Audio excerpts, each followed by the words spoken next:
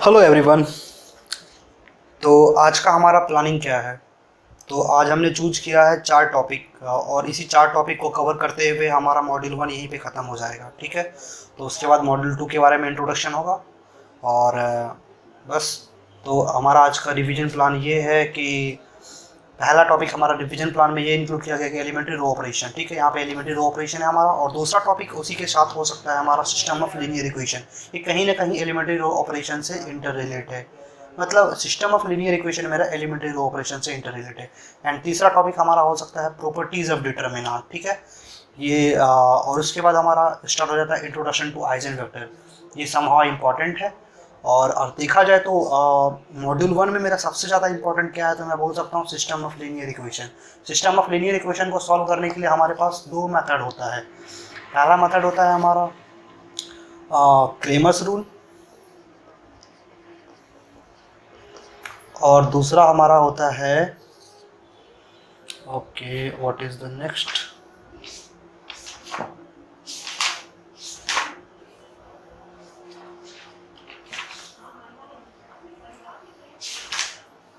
हाँ दूसरा मेथड हमारा होता है Gauss elimination.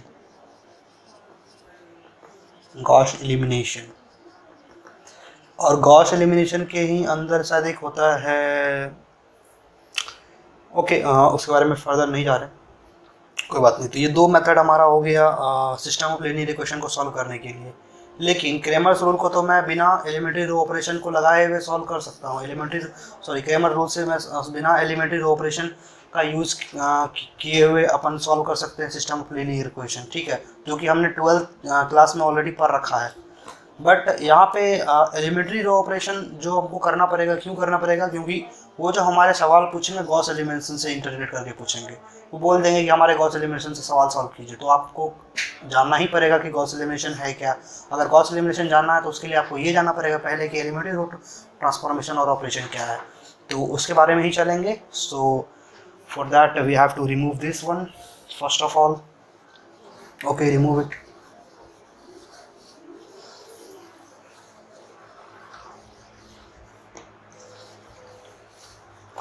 So now begin with elementary row operation. So what exactly is? Now if we take one example, let's say if a is equal to 2, 4, 6, 8, 9, 4 and again 2, 4, 1. Okay, मैं यहाँ पे कुछ division कर रहा हूँ। जैसे मैं इसको नाम दे रहा हूँ, ये हमारा R1 है, ये हमारा R2 है एंड ये हमारा R3 है। रो 1, सॉरी दिस इज नॉट रो 1। सो मैं यहाँ पे कुछ नोमेनक्लेचर दे रहा हूँ, ठीक है, और उस नोमेनक्लेचर में अपन जा रहे हैं। इसको अपन बोलते हैं रो 1, ये हमारा रो 2, ये हमारा रो 3, ये हमारा हो गया कॉलम 1, कॉलम 2, कॉलम 3।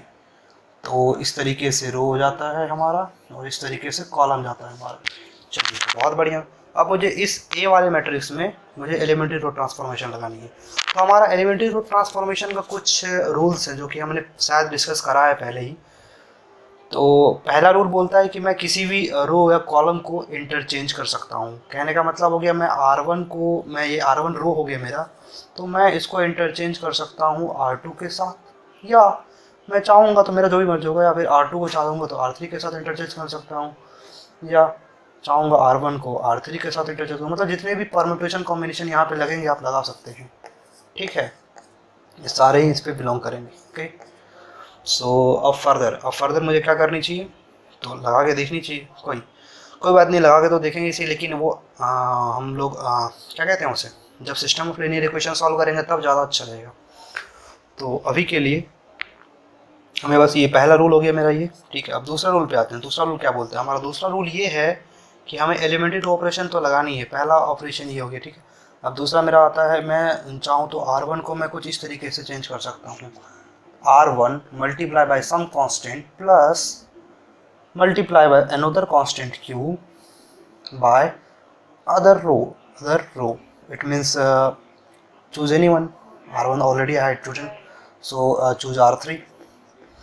तो हमारा सेकेंड मेथड ये हुआ कि मैं किसी भी रो को किसी भी रो के मल्टीप्लिकेशन और किसी भी कांस्टेंट के मल्टीप्लिकेशन से सम करके किसी तीसरे के या किसी दूसरे के किसी भी कांस्टेंट से मल्टीप्लाई करके सम करेंगे तो मेरा इस वाले मैट्रिक्स पे कोई फ़र्क नहीं पड़ेगा, ठीक है। तो हमारा एलिमेंट्री रो ऑपरेशन में लगभग मिला जुला के इतना ही खींच करना होता है। हाँ बस ये कभी कभी के का वैल्यू क्यू का वैल्यू अलग अलग हो सकता है, तो वो अपने अकॉर्डिंग अपन चूज करेंगे कि कब क्या यूज करना है। So on further moving we have to discuss about what is system of linear equation and what are the different method to solve it. So on moving further, first of all we have to revise what exactly the meaning of linear equation, system of linear equation. Okay, सो मैं कुछ चीज़ें यहाँ पे लिखने जा रहा हूँ। So first of all मुझे चेक करनी है कि ये लीनियर इक्वेशन है या नहीं है। तो कब मैं बोलूँगा कोई भी फंक्शन जो मेरा कोई भी एक्सप्रेशन दिया हुआ है वो इक्वेशन है, ऑब्वियसली जब इक्वलिटी का साइन आता है किसी भी दो एक्सप्रेशन 1 से let's say this one is expression 2, तो अपन बोलते हैं इक्वेशन है, ठीक है। तो कुछ फंक्शन या इक्वेशन कुछ इस फॉर्म में हो सकता है। मैं बोलता हूँ a11x1 plus a12x2 plus a1n xn, sorry इसके बीच में कुछ होगा, is equal to b1 a21 x1 plus a22 x2 plus and so on plus a2n xn is equal to b2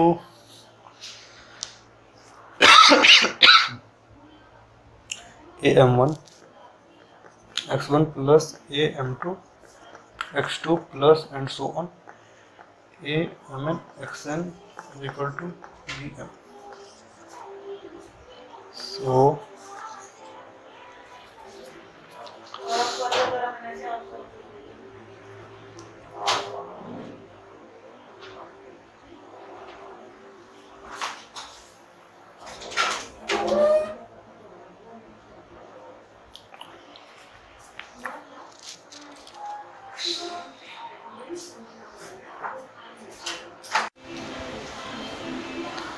तो मैंने इसे लिख लिया है यहाँ पे, ठीक है। अब इसके बाद मुझे इसे सॉल्व करनी है। तो एक्चुअली यहाँ पे a11 a12 a1n ये एक्स है क्या, ये सब है क्या, ठीक है। तो इसके बारे में भी अपन जानेंगे, b1 b2 bm है क्या, ठीक है। तो सिस्टम ऑफ लीनियर इक्वेशन ये बोलता है कि मेरा कोई भी इक्वेशन होगा, मैं एग्जांपल कंसीडर करता हूँ x plus y is equal to 4, then again sorry x1 plus x plus y is equal to 4 and again x plus z is equal to 14, then what is the value of x, what is the value of y, so we have to find। अब कौन सा method से find करेंगे वो हम पे depend करता है, लेकिन अगर यहीं पे x plus y plus z आ जाए इज इक्वल टू 0 है, और x प्लस वाई प्लस फिर से z आ जाए, यहाँ पे कुछ है 13 है, ऐसा ही कुछ है। तो यहाँ पे मेरा 3 वेरिएबल है, तो मेरे को कम से कम 3 इक्वेशन तो चाहिए सॉल्व करने के लिए, ठीक है। तो हाँ ये एक बड़ी बात हो सकती है कि कितने नंबर ऑफ वेरिएबल इंक्लूड हैं उसमें और कितने नंबर ऑफ इक्वेशन गिवन है। तो मुझे शुरुआत से ही पता है कि जितने नंबर ऑफ वेरिएबल होते हैं उतने नंबर ऑफ इक्वेशन होते हैं उसे सॉल्व करने के लिए। सो इस टाइप को चीज़ों को सॉल्व करने के लिए अपन ऐसे कर सकते हैं, लेकिन मैं जब सॉल्व करने जाऊँगा तो ये बहुत लंबा प्रोसेस जा सकता है। तो इससे बचने के लिए अपन इस टाइप का चीज़ें को इस तरीके का इक्वेशन को अपन यूज करते हैं, जैसे बोलते हैं सिस्टम ऑफ लीनियर इक्वेशन। ये है कुछ नहीं, बस मैट्रिक्स में एडजस्ट होकर के सॉल्व हो जाता है। सो अब देखेंगे कि कैसे आखिर ये कैसे मैट्रिक्स में एडजस्ट हो रहा है। सो उसके लिए अपन को देखना पड़ेगा। अब हाँ ठीक है वो बात है। तो ये सब हो गया मेरा सिस्टम ऑफ लीनियर इक्वेशन। चलिए मैं इसे फर्स्ट बोल देता हूँ। तो अब सॉल्व करने का तरीका जानना है। सिस्टम ऑफ लीनियर इक्वेशन तो समझ में आ गया कि भाई इस तरीके के फॉर्म में दिया रहेगा तो मेरा ये सिस्टम ऑफ लीनियर इक्वेशन है, ठीक है। अब मुझे ये कैसे पता चलेगा कि सॉल्व किस तरीके से करना है। हाँ यहाँ से इक्वेशन जरूर रह सकता है, तो इसके लिए सॉल्व करने का 2 मेथड है जो कि मैंने शुरुआत में ही डिस्कस कर लिया है। तो पहला मेथड हमारा है गॉस एलिमिनेशन।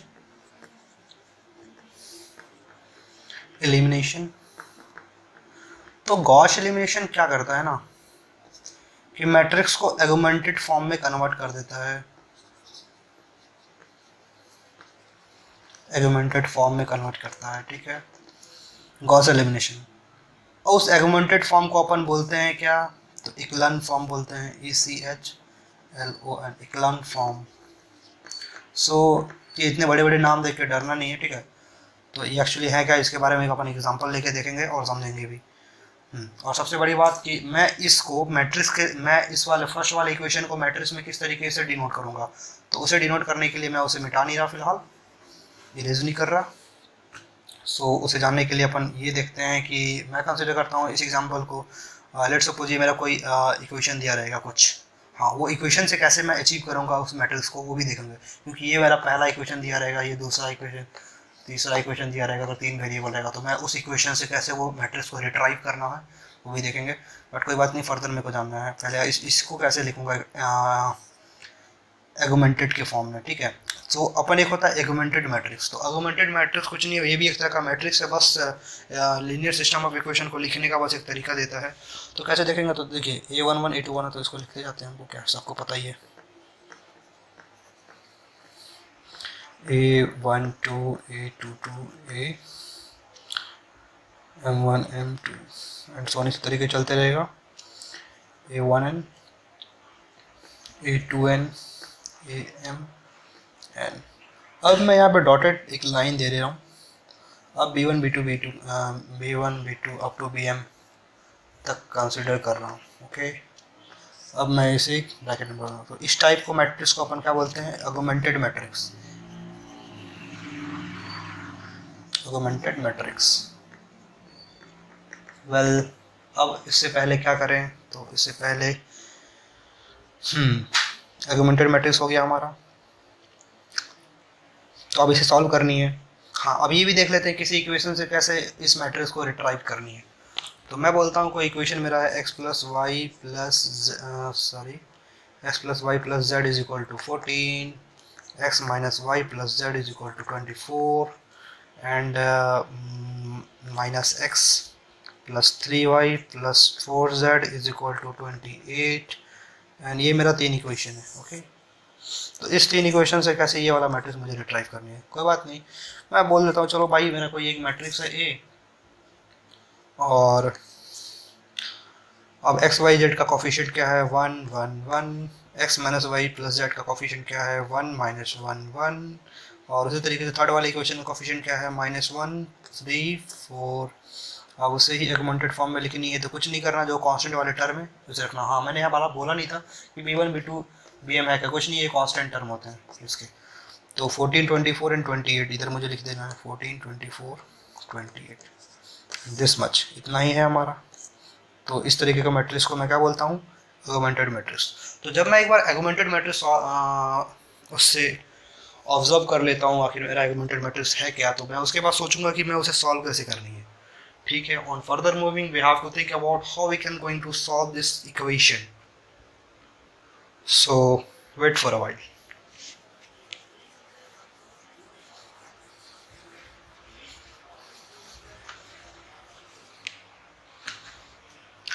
सो मैं एक एग्जांपल कंसिडर करता हूँ,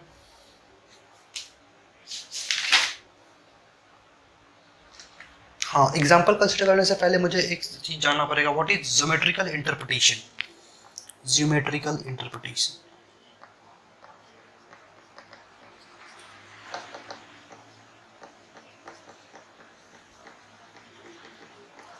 कुछ नहीं, मैंने वहाँ पर ज्योमेट्रिकल इंटरप्रिटेशन लिखा है, कोई बात नहीं। तो चलते हैं अपन, ज्योमेट्रिकल इंटरप्रिटेशन है क्या। तो मेरा x plus y plus z is equal to 4 है, मैं ये सीधा कंसिडर कर रहा हूँ, and 4 minus x plus 4y plus 3z is equal to 2 and 3x plus 9y minus 4z is equal to 9, okay. So मैंने इसे कंसिडर किया।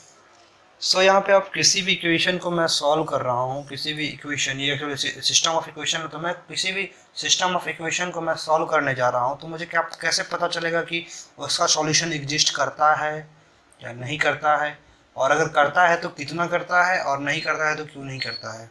तो इसका ज्योमेट्रिकल इंटरप्रिटेशन है, मतलब हर एक इक्वेशन का एक ना एक ग्राफ होता है, तो मैं बोलता हूँ कि अब उसका सॉल्यूशन एग्जिस्ट करेगा। तो कब करेगा? जब ये तीनों इक्वेशन का सॉल्यूशन कब एग्जिस्ट करेगा? जब ये तीनों लाइन किसी एक पॉइंट से पास करेगा। तो ये पॉइंट जिस कॉरस्पॉन्डिंग कोऑर्डिनेट के होंगे वो उसके सॉल्यूशन होंगे। ओके, ये एक्स मेरा वाई एक्सिस हो गया।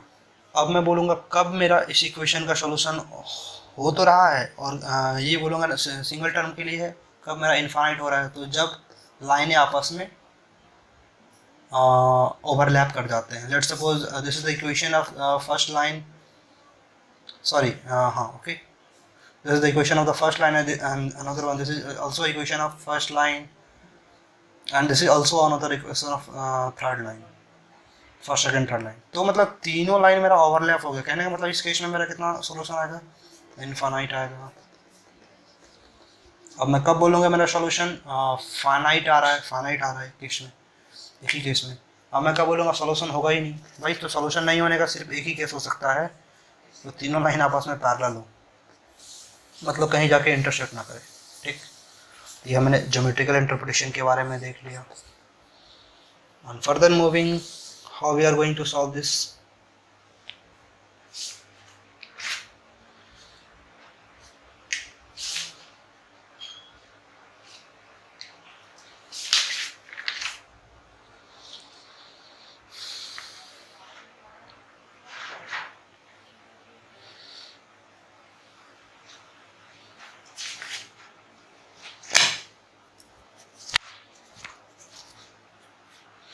सो मेरे पास एक क्वेश्चन है।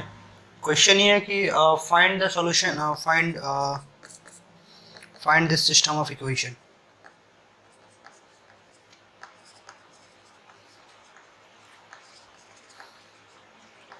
फाइंड द सॉल्यूशन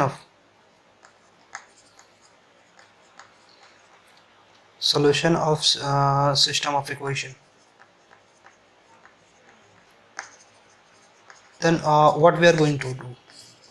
कुछ नहीं करना, मेरे को तो पहले सवाल ही लिखनी है। चलो मैं बोल रहा हूँ सवाल आखिर है क्या।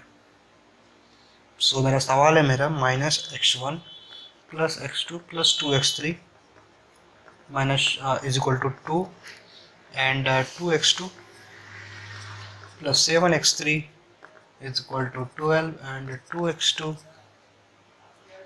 + 2x3 is equal to 2। Okay.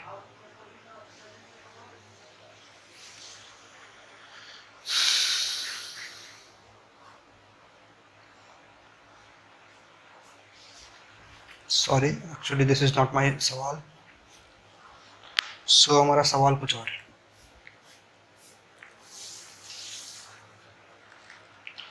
So my question is -x1 + x2 + 2x2 sorry x3 is equal to 2।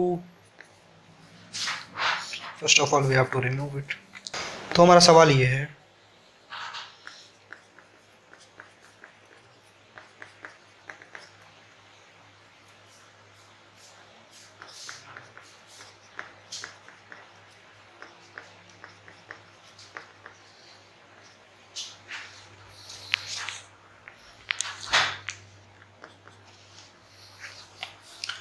so this is my question and now how we are going to proceed it, let's see।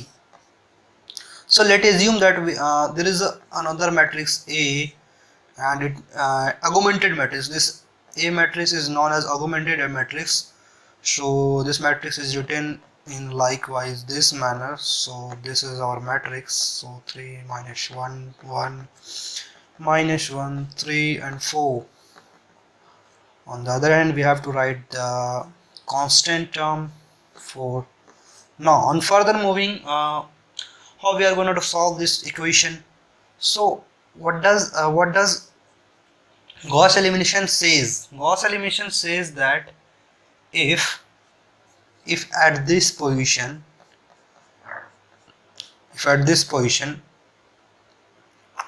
the element is belonging to unity or not, it means यहाँ पे जो हमारा element होगा वो एक होगा या कुछ और होगा।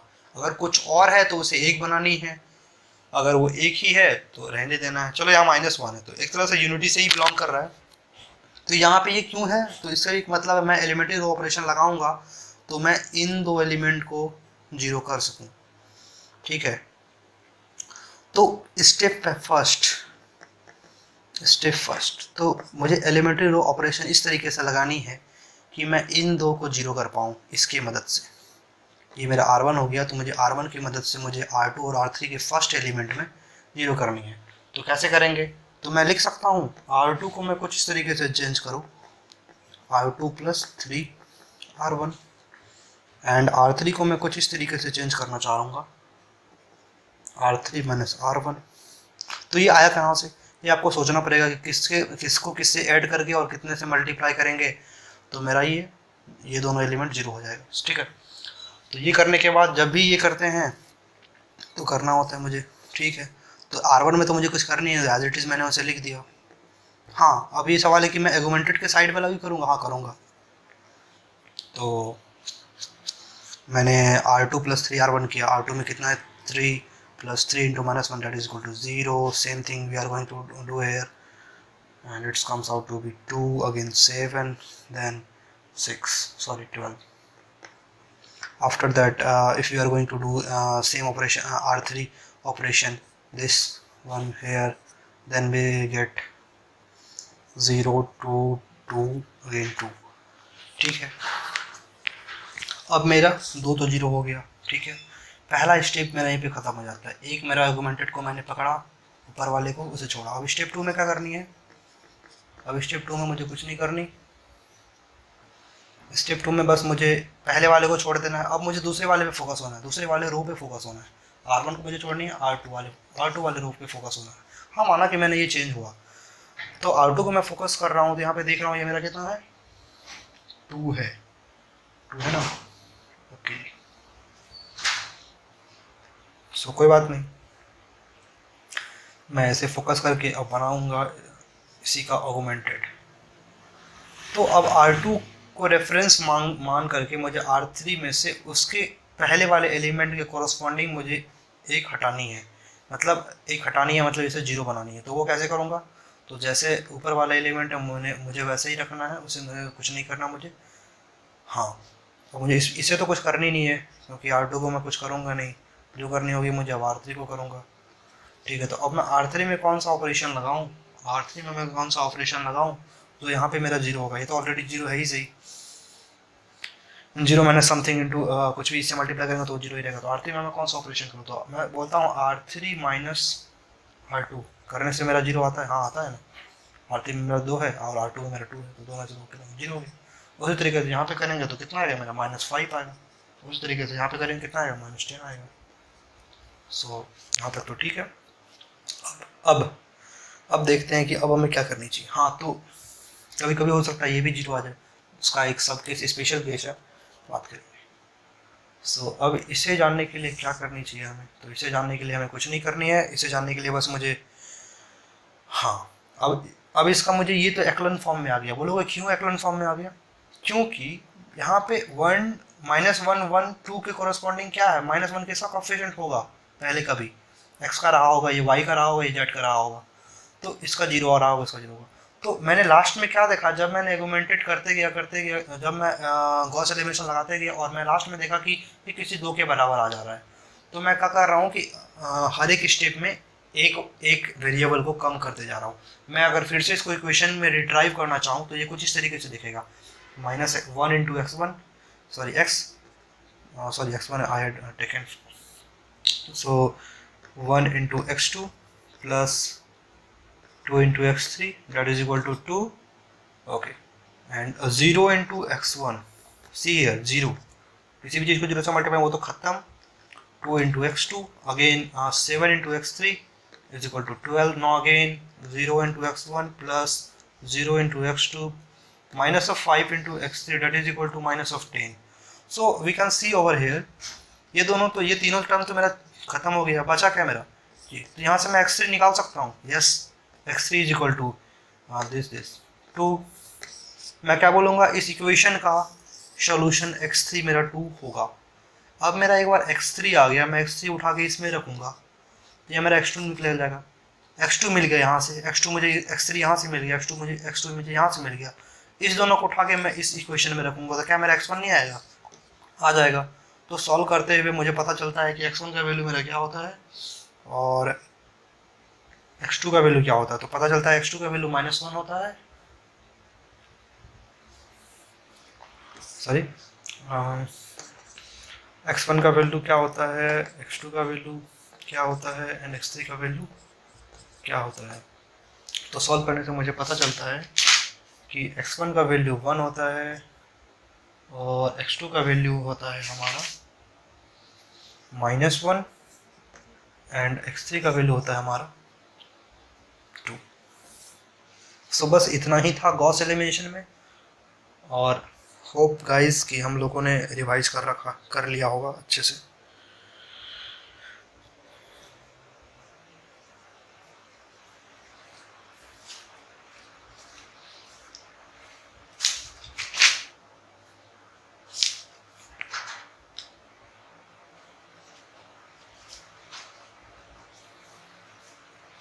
सो इस वीडियो से हम ये पता कर सकते हैं कि मैंने गॉस एलिमिनेशन भी लगा लिया, ठीक है, और गॉस एलिमिनेशन में क्या क्या चीज़ें हैं और कौन कौन से टर्म हैं वो भी पता चल गया मुझे, और साथ ही साथ मुझे ये पता चल गया कि मैं एलिमेंट्री रूट ट्रांसफॉर्मेशन कितने अच्छे तरीके से लगा सकता हूँ और क्यों लगाता हूँ। हाँ, अब यहाँ पे एक चीज़ देखा जा सकता है, ये चीज़ें क्या हो रही है कि हर एक स्टेप बाय स्टेप एक वेरिएबल मेरा कम होते जा रहा है। तो मैं कह सकता हूँ कि ये मेरा एक तरह से बैक सब्स्टिट्यूशन दे रहा है कि मैंने x3 को फाइंड करा, x3 को फाइंड करने के बाद मैंने फिर इक्वेशन 2 में गया, x3 पुट कर दिया, वहाँ से x2 मैंने कैलकुलेट करा, फिर मेरे को x2 x3 पता चल गया तो फिर मैंने x1 में गया, x2 x3 को पुट कर दिया, वहाँ से मुझे x1 मिल गया। मतलब क्या कि मैंने सबसे लास्ट वाले वेरिएबल को फाइंड किया और उससे पहले वाले इक्वेशन में पुट किया और करते करते करते मैंने सॉल्व कर दिया। बस इतना ही था।